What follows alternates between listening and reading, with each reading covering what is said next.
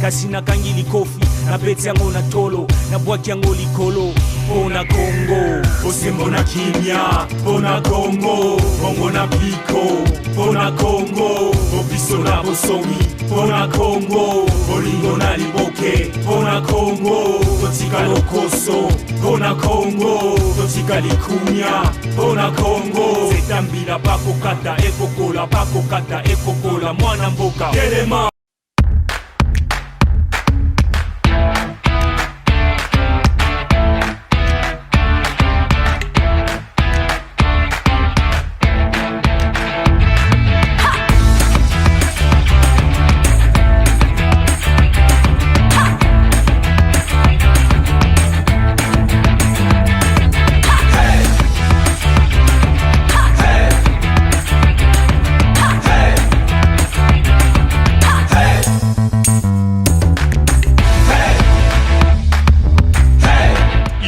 Business ezokata bango masasamba.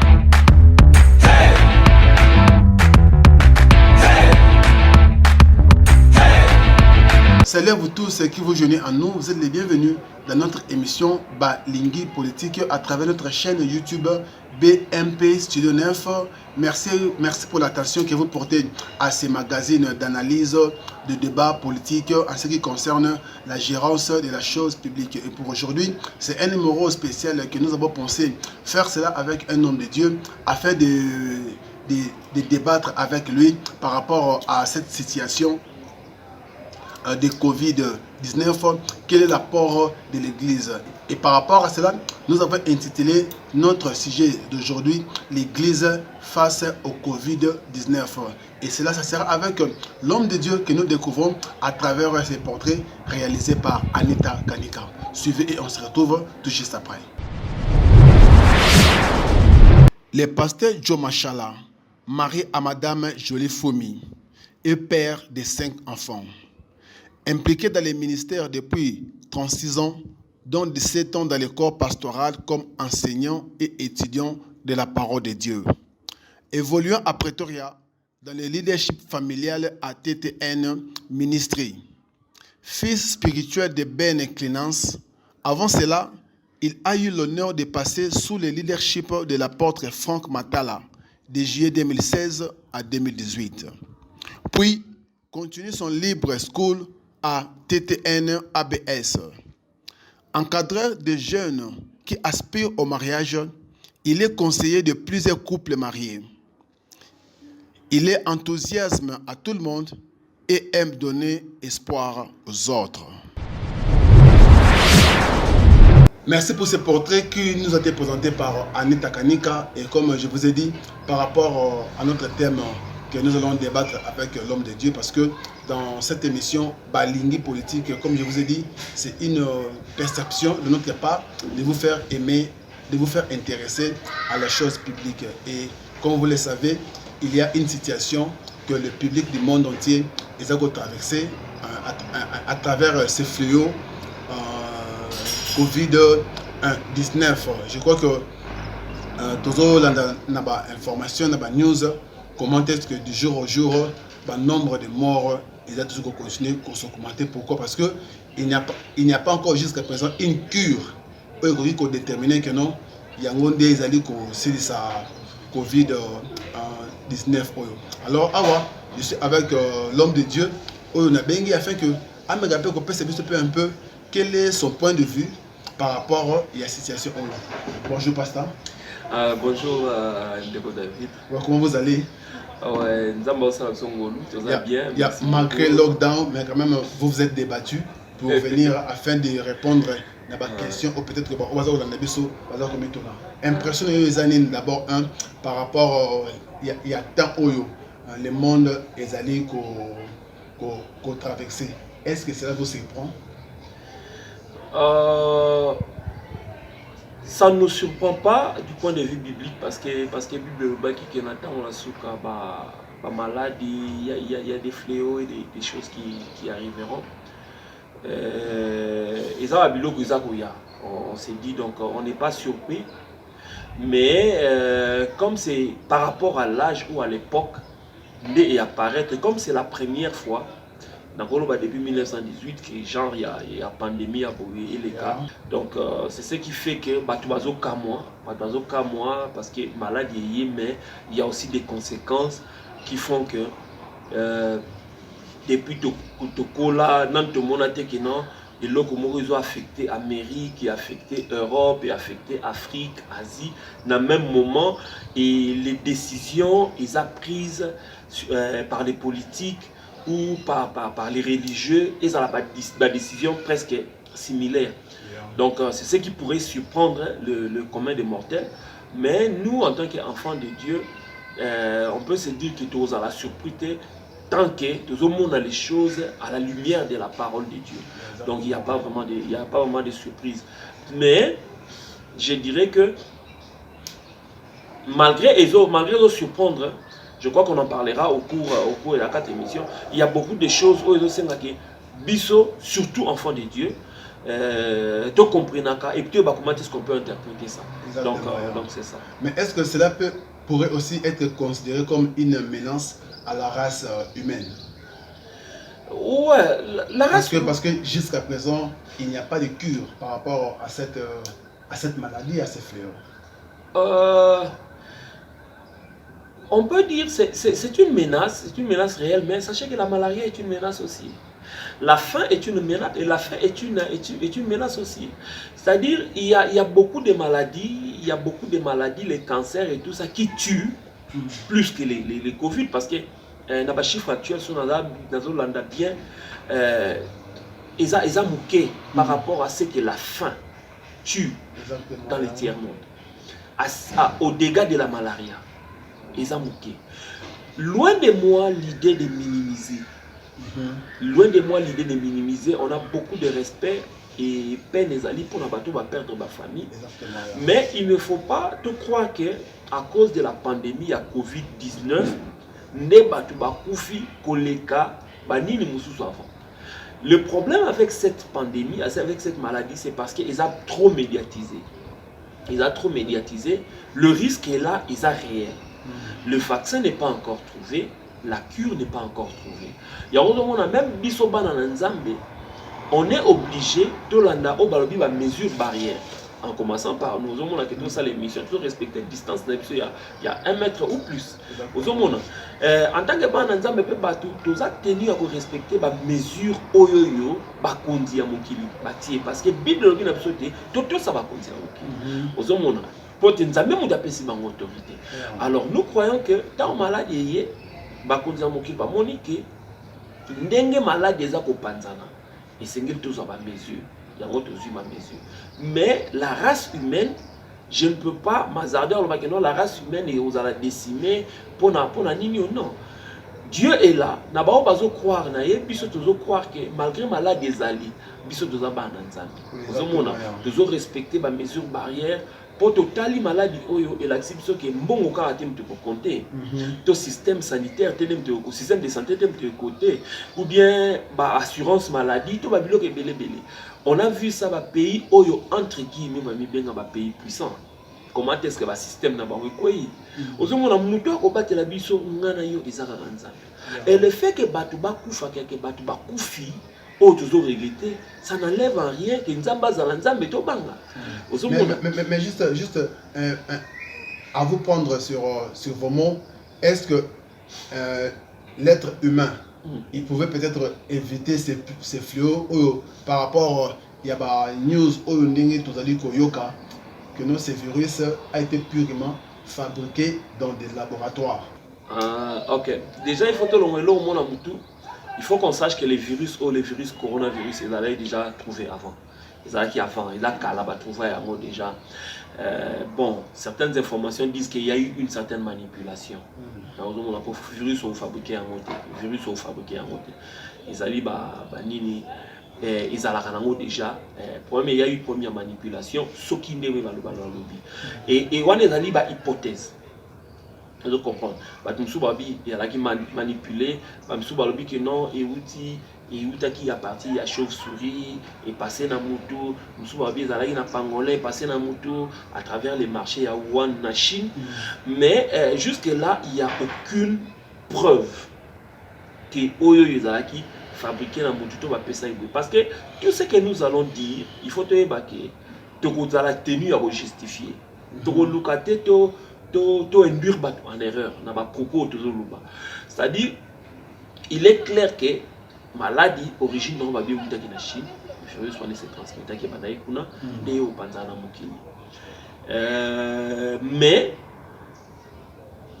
égalité, au moment où nous sommes souvent tentés, biso les chrétiens, surtout dans les chrétiens, il y a pour se mettre à la place de Dieu par rapport à la fin du monde ou à la fin des âges.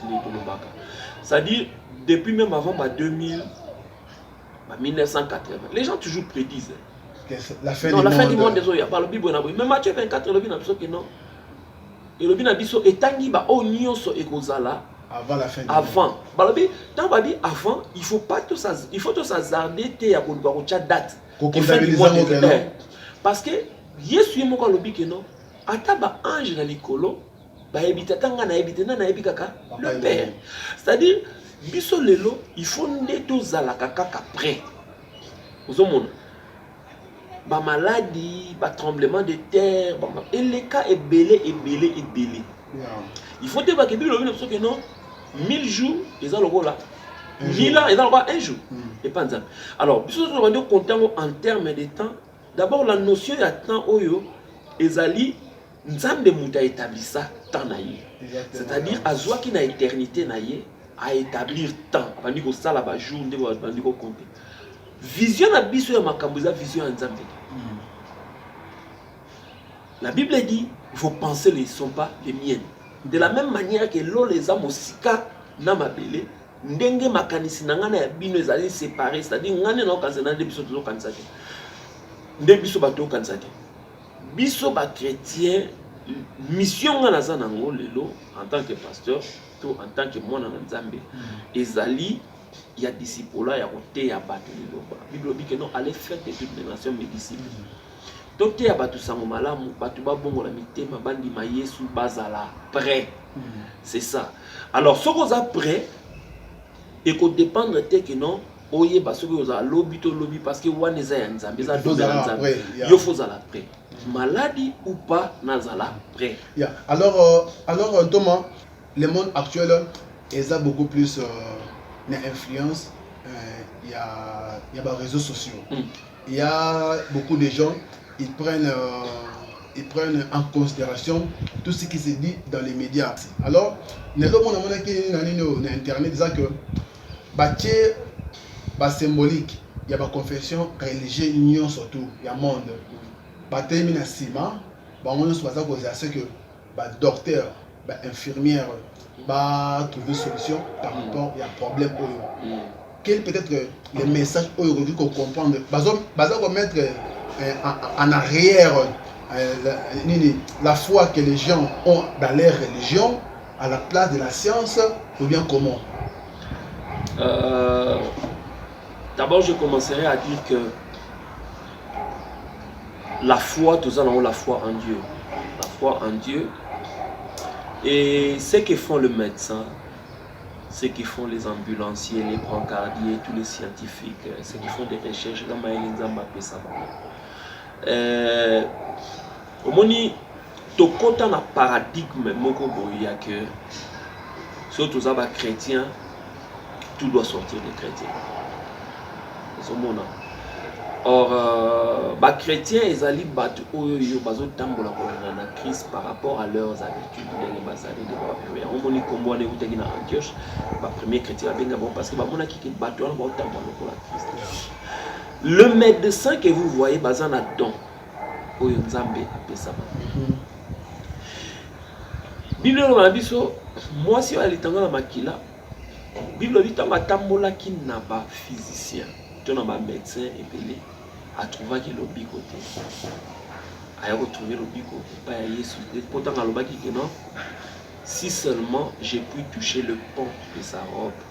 Hein? Nakubika. On a cité physicien non pas pour nous relaxer que les médecins sont useless. Ce qu'on comprendre, citer les physiciens parce que la guérison de beaucoup de gens passe aussi par les physiciens et les médecins. Alors, il ne faut pas tous souffrir d'un nombrilisme, et pas chrétien, c'est-à-dire la foi, c'est par rapport à la parole de Dieu de Toyo quand ils ont matza kondi malabiso. Yesu apikisa maladie nyonso. Partout ici kenda apikisa bato. Mais tant que sous super miracle Marie, miracle comme ça va senga ka aboya ça la raconter. Alors, il faut que le monde, surtout biso ba Christ, tout tika pour comparer que et loko ndenge zabo il faut kaka ebika soki basambe. Ba médecin wana nzambe mtapesi mo maye. En ce temps où nous parlons, bato bazotela bango parce que tu ebiki bazana droit. Mais biso par la foi nous croyons que Dieu ndem tazo battre la biso. Bitoza envie. Parce que malgré bango bazoluka ki sipe na ba trouver ki se monté. Baza au moins na 5, je crois il y a 5 produits ndena hotel Holanda au bato bazo sala na étape ba essai avec ba pharmacie minene ba pizza ba nini tout ça. Ils ont bazo sala ba essai wana ozomona bato na bazo tenter na Madagascar to ki bazo tenter na ndenge na bango mais biso eliki na biso muta ko battre la biso par obix na maladie ezali. Mais c'est vrai que nous pourquoi parce que il y a bato belé bazali ko remettre en cause comme serviteur de Dieu qualifié ba faiseur de miracles et so même otali je crois que bato mingi ba monyango que non ba commis peut-être na publication mo que non wapi bato oyo ba ça ba appel ba guérison. Pourquoi na moment où il y a Covid, ça là appel wana té afin que ba guérir but autour bazali affecté par ce virus. OK. Là c'est le commun de nous hein mais je voudrais rassurer les serviteurs de Dieu d'abord par dire qu'on n'a rien à prouver. Vous devez savoir que Jésus a donné sa vie, il est parti sur la croix pour la masumu nangana yo lelo yo assez quoi avandi na loboko mobali ya papa et puis a-t-il la molimo musantu. La Bible dit voici les miracles qui accompagneront ceux qui auront cru. À mon nom ça la miracle de ces événements. Les loyaux, aucun chrétien, aucun pasteur, a luka mema kilo wana ya koluka kino ngana kobikisa buto na kobikisa bona kobikisa. Là nous rentrons dans le passage dans le baki que non tant que bato basenga qui un miracle. Mais on a vu un homme de Dieu à Kinshasa faire cet appel à demander même au gouvernement qu'on lui laisse venir malade à Covid et va les guérir. Wana ezali omoni. J'ai beaucoup de respect dans la serviteur de Dieu, les vrais. Parce que Matthieu 24, il s'élèvera des faux prophètes, des faux Christ aussi. Naza a pena pour indexer, basali nanzambe te, ou nzamba pesa bango le tomo, nazo respecter pe nazo to ça, nzambe wa pesa bango. Mais je voudrais dire que nakati ya bergerie, balou bazala. Kati ya bergerie, balou bazala. Le loyo église eza batu bakoti tozobenga bango babandi à Bible armée bakoti belé. Donc ozomona batu bakoti l'église pendant qu'il y a le vrai, il y a aussi bato yo baza oluka gloire na ba. Yebisanga ndeko. Si c'est pour la gloire de Dieu. Muta Covid abikato abikate. Et bakisani na Yesu. Il faut que les gens comprennent le langage que les gens doivent comprendre. Que toi tu fasses réveiller 20 personnes qui étaient mortes. Que tu les ezobakisa ata eyota na bonzambe.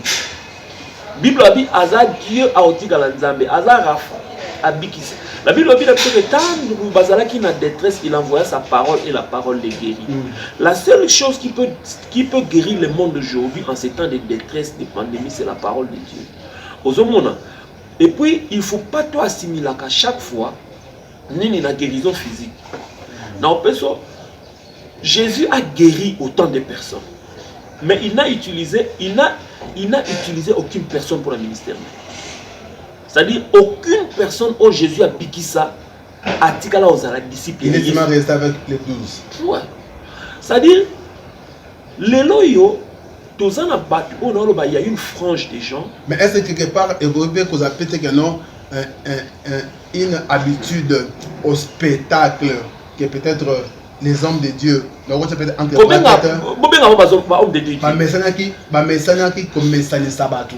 est-ce que cela n'est pas dû à leur propre faute, mais non, et comme ils se va démontrer la période. En fait, c'est ça. C'est-à-dire, j'ai parlé ici, tout ce qui a été Nzambe na kati ya carton.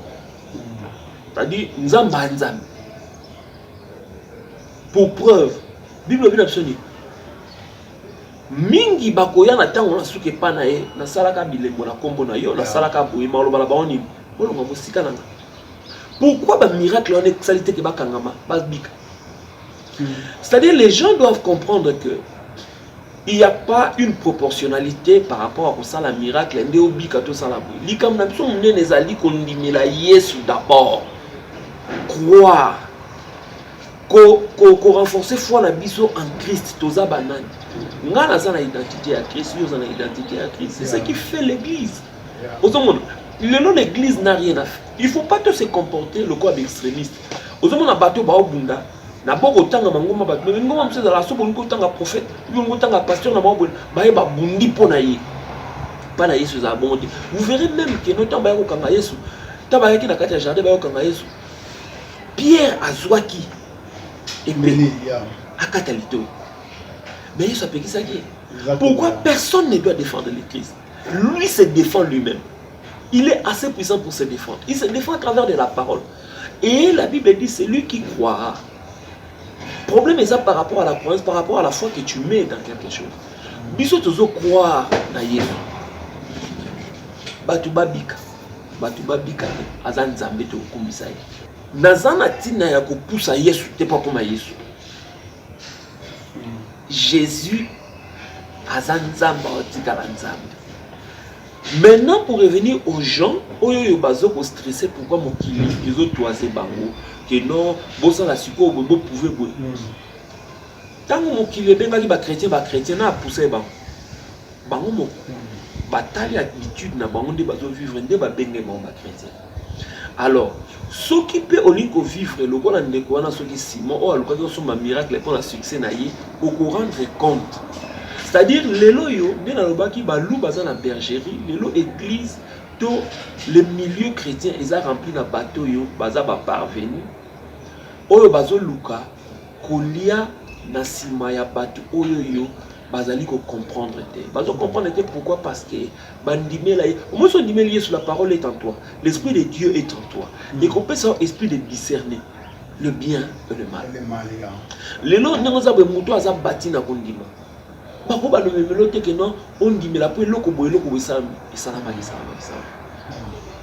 Nous croyons au miracle. Nous croyons à l'effusion du Saint-Esprit. Mais Nathan oyo soki nzamba décidé ça tombe dans la souveraineté de Dieu. Donc cela n'a rien à voir que si même un chrétien a couffé la Covid, cela n'a rien à voir avec sa foi, avec son salut. Dans les États-Unis, plus de 15 pasteurs ont couffé. En France, il y a un pasteur à organiser qui, je crois que c'était à Mulhouse, il y a un pasteur à organiser qui, nini séminaire, je crois, Nakatiwana, Batubazara qui contaminé. Batubazara qui contaminé, le pasteur a saigné, pardon. Alors, pourquoi Batubazara contaminé? Parce qu'il y a un yoga qui m'a conduit dans ma bête, ça m'a mis sur barrière. En Afrique du Sud, nani pasteur Kenneth Michou aza qui contaminé na église papa parce que batu ba respecta qui distanciation sociale. Le problème est ali le chrétien doit être un chrétien cultivé, intelligent et sage.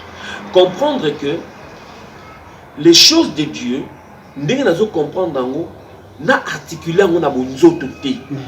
On se comprend. Ouais. Kondima na ngai naza na tina te na mesurer yango na lobake non bon pona ndima pena naza na kondima Yesu aza il faut peluso e bongo na mapa te Ozo tomber la même chose, il y a tentation, il y a le diable quand il a voulu tenter le Christ. Ozo comprendre. Ils sont les lobes chrétiens, il faut tout éviter à piège. Le miracle, tu ne peux pas m'épouser. Soro on dit matin est à l'île. Donc, ici, il y a un serviteur de Dieu, Bazali. Donc, Bavan a un calme, basta la monsala ensemble comme il faut. Bazali n'a pas de démonstration. Les serviteurs de Dieu, les serviteurs de Dieu, à moins que n'ont rien à prouver. Les serviteurs de Dieu n'ont rien à prouver. La Bible dit, voici les miracles qui accompagneront ceux qui auront cru. On dit, miracle et au salamé là-bas. Vous comprenez? Et même coronavirus, babiki. Mais nous devons dire la chose la plus importante, c'est que Dieu est souverain à Oyorbi qui s'atte, Oyorbi qui s'atte. Bible dit que non, j'ai aimé Abel, j'ai haï. Vous comprenez? Vous comprenez? Nzambe na ndenge na ye akoboya kaya lingi Abel. Na ndenge na kopona Esau aboyi neja. Aponi Jacob plutôt, excusez-moi, aboyi Esau. Aza nzambe elongole bon nzambe te. Nzambe tanga poni ba yem takela biso. Mais abike non, je me suis choisi un peuple qui est Israël. Elongole bon nzambe nani. Elongole bon nzambe. Maintenant pasteur, je crois que vous êtes toujours dans votre émission Balingi politique qui a resté pour vous l'homme de Dieu Joe Machala au l'église face au Covid-19. Alors pasteur, pensez-vous que après cette période il y a longtemps parce que le Covid pourra continuer ou pas, est-ce que la foi des chrétiens est toujours dans le niveau avant Covid, parce que peut-être que beaucoup de gens par force de ne plus fréquenter l'église, on s'est retrouvé peut-être que parce que pas ébélé en arrière dans la foi. Est-ce que vous êtes un peu comment? Je vous ai coté un verset ici qui dit que la foi vient de ce qu'on entend. Et ce qu'on entend, c'est la parole de Dieu. Yoso yoka liloba, même à travers les médias, ou so yoka à travers l'assemblée. Ici qu'aux alliés, sur aux amouteurs na yo, aux ala ébranlé parce que maladie oeye, tous en lockdown, tous au bimate, n'est-ce qu'autant aussi la condimé bakisama. Aux homona, condimana ngai et qu'aux ala ébranlé parce que nazo kende na assemblée. Ça c'est une vision erronée des choses. Au moins l'église primitive ne se réunissait pas dans un bâtiment chaque fois au bâtiment 100 200. Les bâtiments ne sont pas l'église. Il faut qu'on se le dise. Les bâtiments, parce que la Bible dit que non, nous avons pas dans banda ko salamé au bâtiment salitaire. Bible dit dans Actes des Apôtres chapitre 2 verset 41 sur Okiti et le bakino. Babane ko zala ensemble na communion, la fraction des pains. Babane ko kende de maison à maison. Vous comprenez? C'est-à-dire, noyau de cellules l'église est pendant d'abord, mais c'est comme on a de maison à maison. Et puis la Bible dérange que si on balé misa tu vas s'engager na combo. Les gens ont dit que vous êtes s'engager na combo. Na Yesu asakati na biso. Alors, nous ne devons pas confiner l'église. Pour preuve, les loyaux Covid ba pesi ba misu ba confinement, ba misu ba lockdown. Mais l'œuvre de Dieu continue. Est-ce que donc, quand nous parlons de la foi comme si ils ont basé car dans un bâtiment, c'est-à-dire la minute où nous avons des fois à regretter. Ah, neni ba ba sangalate ba ko misate. Nous avons un problème avec non parce que juste batumingi et comme dire moi inquiétude na bango. Baza obligé à s'inquiéter parce que baza fondé dans la parole de Dieu. Il y a un autre comme amener les alliés avoir foi en la parole de Dieu. La Bible dit que la foi vient de ce qu'on entend. Nga ona yoka itonga kondima na ngai. Lelo yo nga na famille na nga tonga na yo lelo yo to kosola mwanzana. Pasteur na ngai, pasteur na ngai to pasteur na yo azala zalate, tu peux parler de les choses de Dieu. Bible dit que non, Jésus a lobi na Pierre. Soko lingi ngai vraiment. A tenu 3 fois. Et Pierre dérange et dit na lingi yo. Alobi na yini laissa bampatena. O laissa bampatena na liloba na Nzambe. Pasteur Joe, dites-moi un peu, est-ce que la prédication de l'église, après cette période, il y a Covid, cela doit changer ou bien cela doit... Et comme la prédication, on va adapter aussi aux situations. La Bible est que Jésus-Christ est le même hier, aujourd'hui et éternellement. C'est-à-dire, à changer. La parole de Dieu reste la même.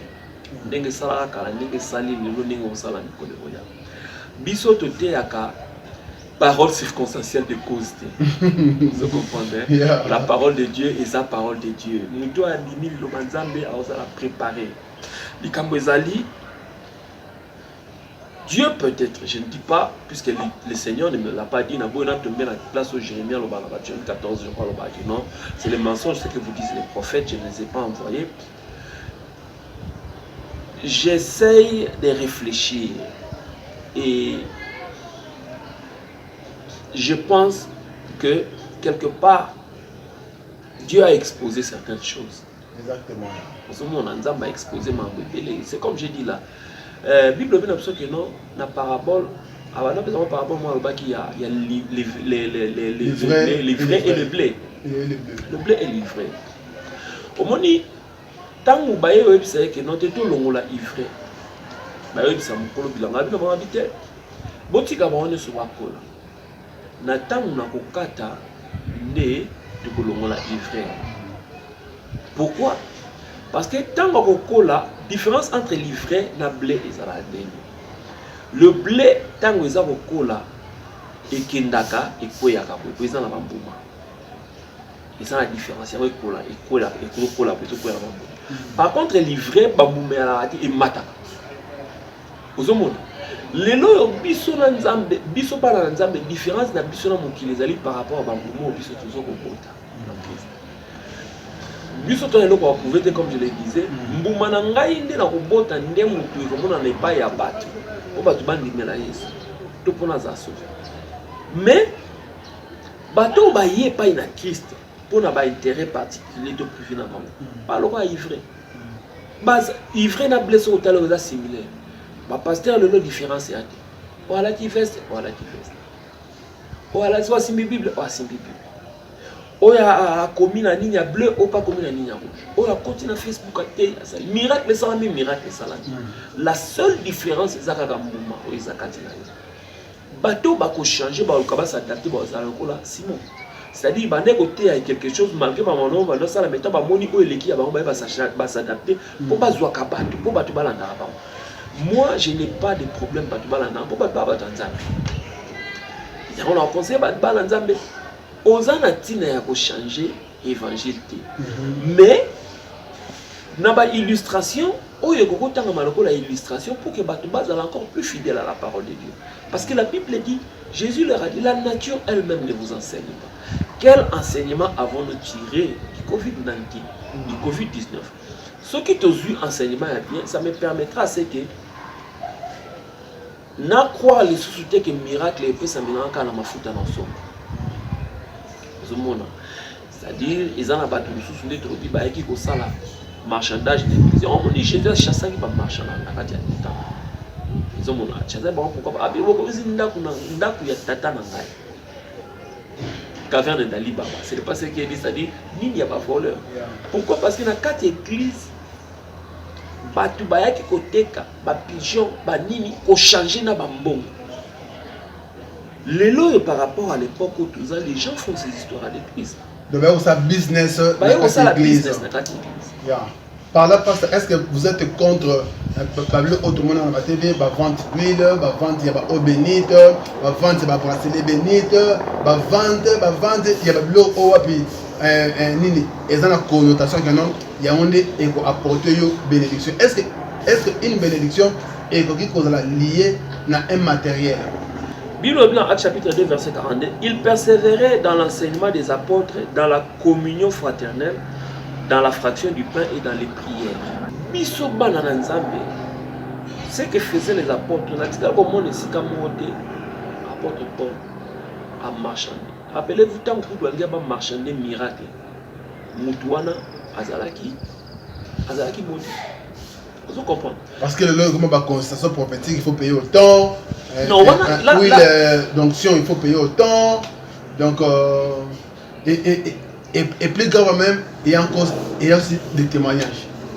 Non, les problèmes c'est que biso tous en mokili, mais tous en mokilité. Il faut éviter que se conformer au siècle présent. Le siècle présent voudrait que Batou bate un miracle, Batou bate un mafuta. Et on a le bat. Je pense tout haut. Ba mafuta o nyoso batekela Batou ba mouchoir ba nini ba miracle.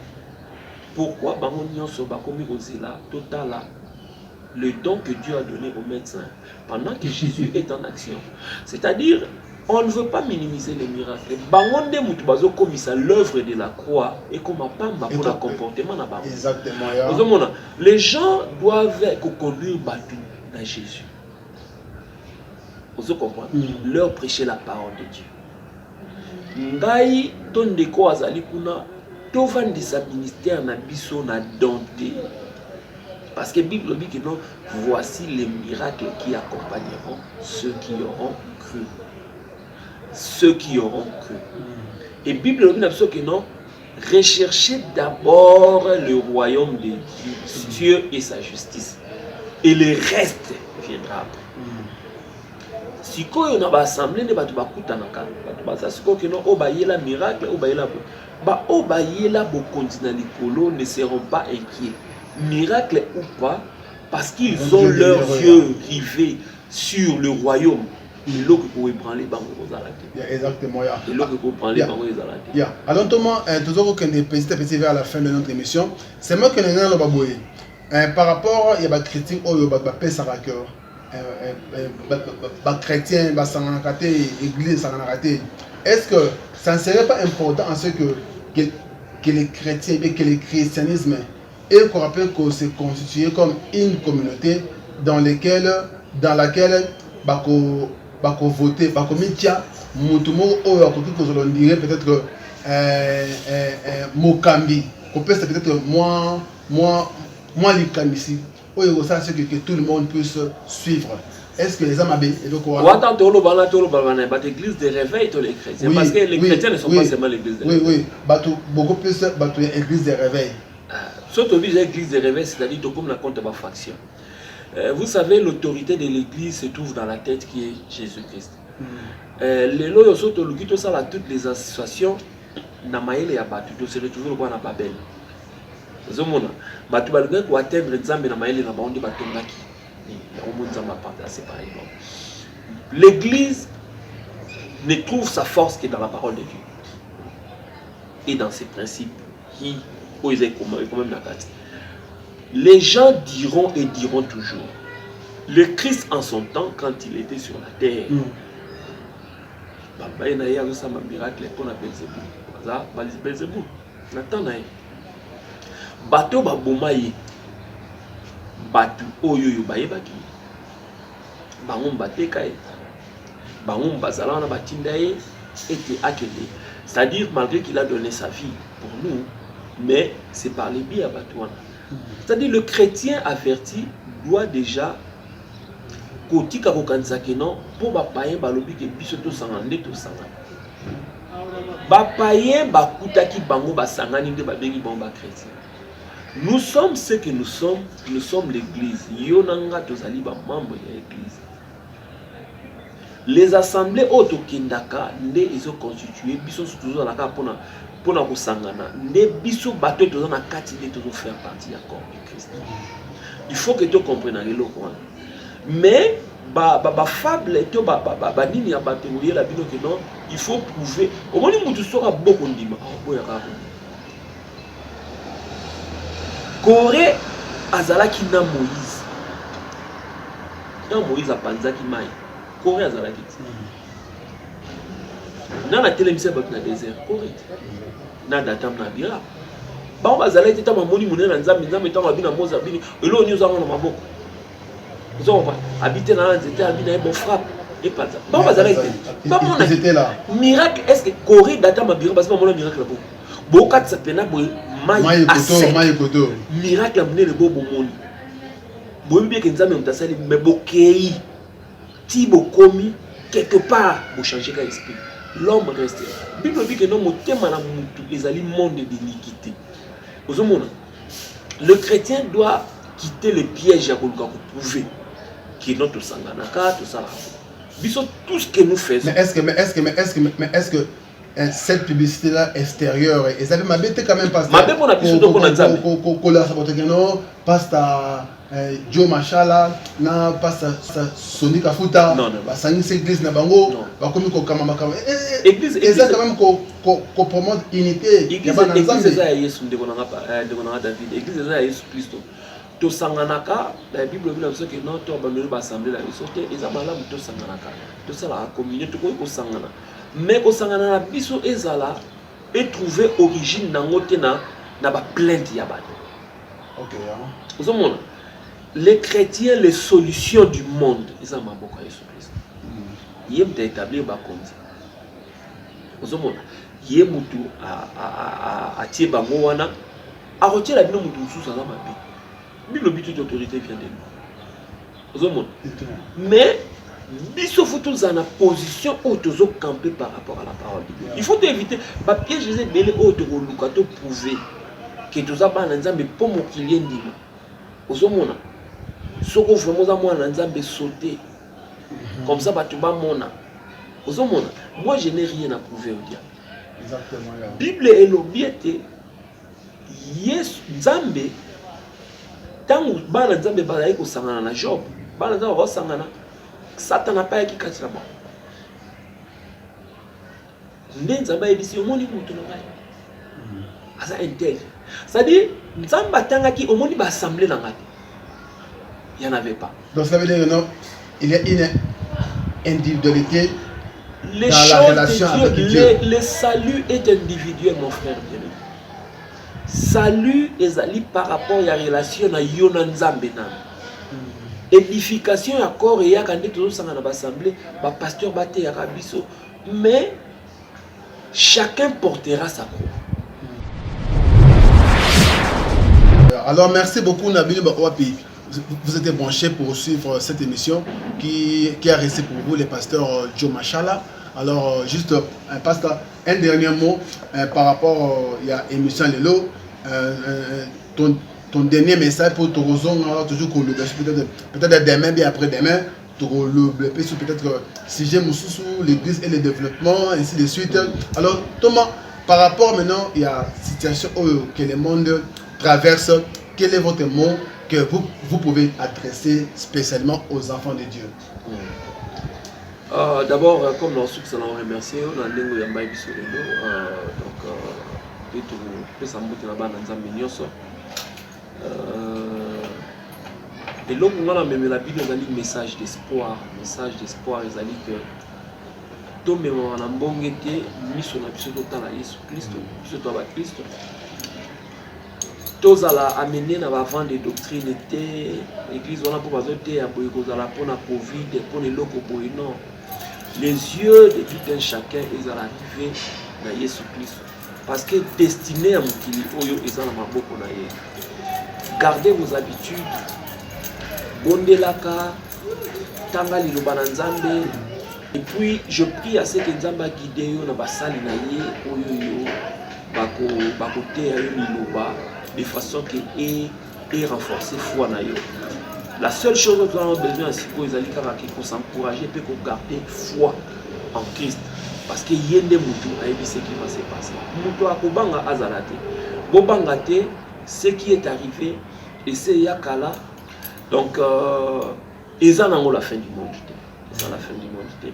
Nzambazali et azana ngambo na biso. On a même un message d'espoir. Donc babangelo côté bakana na Yesu oya kosala malamu sala autour de toi au moni tant nous avons sala biso na image na ye c'est-à-dire faut tous à la représenter un Christ partout où nous sommes. C'est-à-dire ndekolo na temps à confinement les gens te considèrent comment les sika yozali. Il faut à la Christ pour représenter Christ partout où tu es. Il faut identité na yo, nature na yo, ADN na yo ezala ya Christ. C'est ce qui compte. Ils ont la 40 versets où la relation personnelle avec Christ, c'est ce qui compte. Qui suis-je en Christ? Vous comprenez? L'église va assembler, mais ma relation personnelle avec Christ continue toujours. Donc, vous gardez la foi, vous gardez toujours espoir. Parce que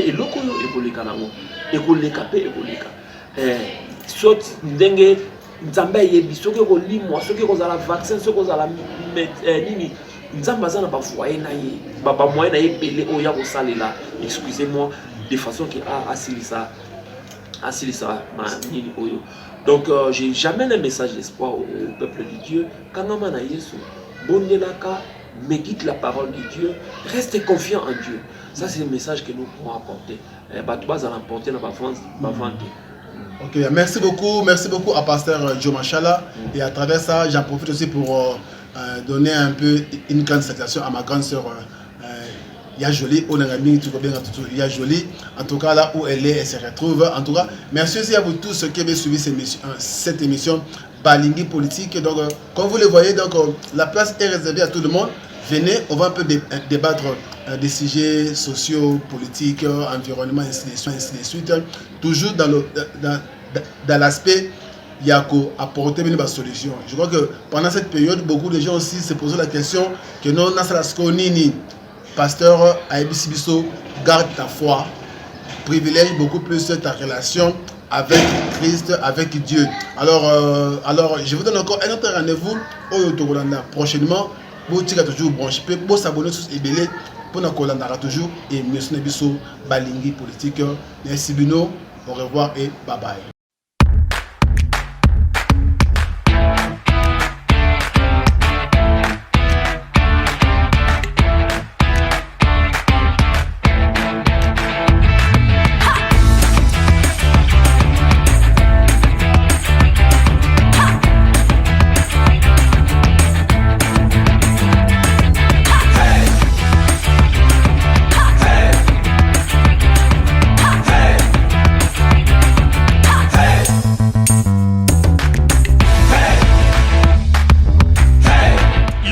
Business ezokata bango masasamba.